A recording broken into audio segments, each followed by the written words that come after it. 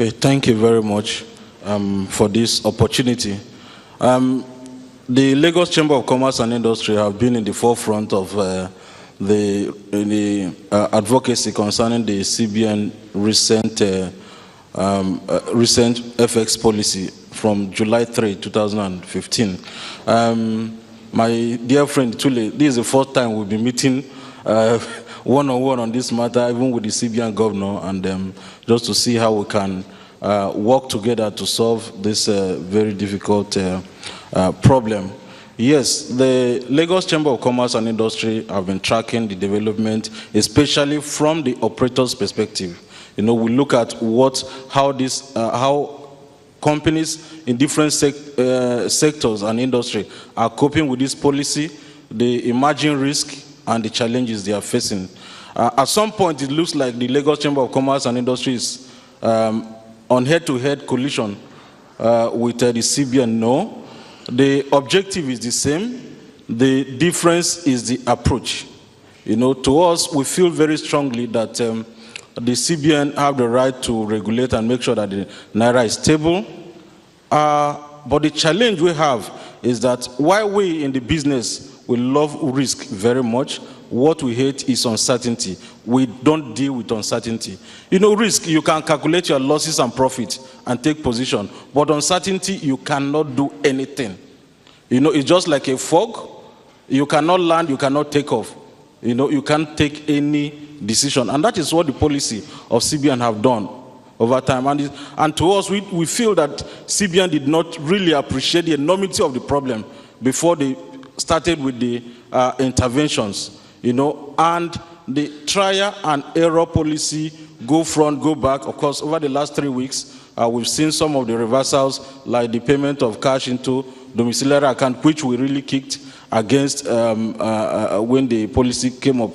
So, having said that, the 42 or 43 items that were banned by CBN for assessing the official window, to us in the chamber, it is like 728 lines of products. You know, to them, they see it as 42 items. We don't subscribe to importing toothpick, tomato paste, and all of those, but there are key manufacturing fundamentals that we've been looking at.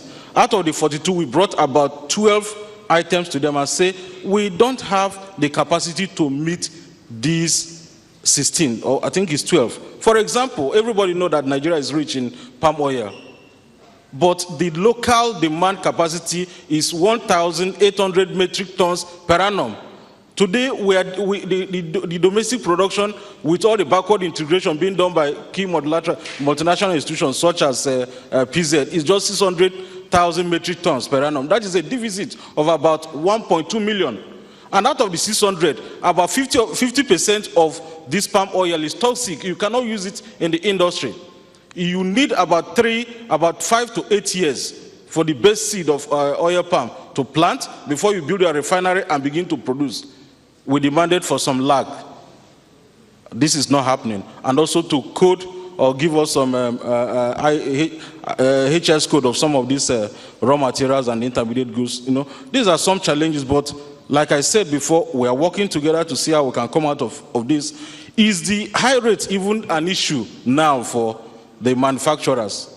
No. The major problem we have now is access. That for even the goods or the raw materials that are not listed in the 43, in the list of almighty 43, thank God the comrade governor have even added to that list. And I subscribe to all of the new list you added. How I wish those are the lists that was brought out. So most of the materials that are not in the 43 items, our members cannot even source dollar to fund the ones that are not in that item. That is the legitimate ones. Before I left the office this morning, about 3 letters came, you know, from LC routed through Diamond Bank. I'm not going to mention the name of the brand. Approved the CBN after 2-3 days. Of course, this is true loan. After 2-3 days, the Diamond Bank have to reverse the transaction and say, sorry, the CBN said that there is no dollar. This is for items that are not part of the 43. This company have listed to sack about 62% of their staff, effect from April this year. Okay. I can tell you that about 80,000 jobs are at risk in the manufacturing sector. We would have more time to get into this in the second round of questions. If I hear you, you're talking about consultation. If I hear you, we are all working to the same ends towards a stronger, better Nigerian economy. Problem is about methods, if I get you correctly. I also hear you say your problem is not so much about the rate, it's about access. Now, I guess that, for me, really opens up the debate, and I wanted to just make that point before Bismarck would take the floor. I was talking with a bank managing director 2 days ago, and he says he demands $300 million every week, and the bank gets $10 million. Of course, that's going to feed into the work and the demand of your cost of your members. I mean, CBN cannot give what it doesn't have. If inflow is fallen from the high of about $7 billion in 2013, April, to less than $1 billion a month, I think that just makes the work more difficult.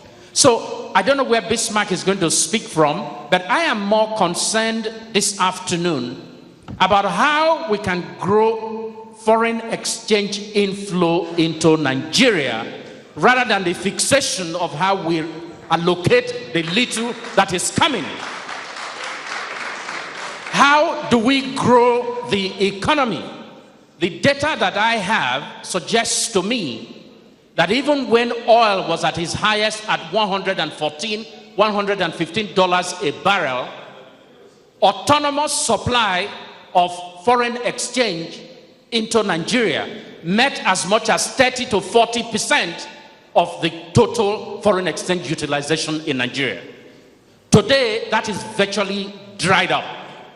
And I think that is what we need to deal with, and not the official one that we are all trying to just kill ourselves over. Yes.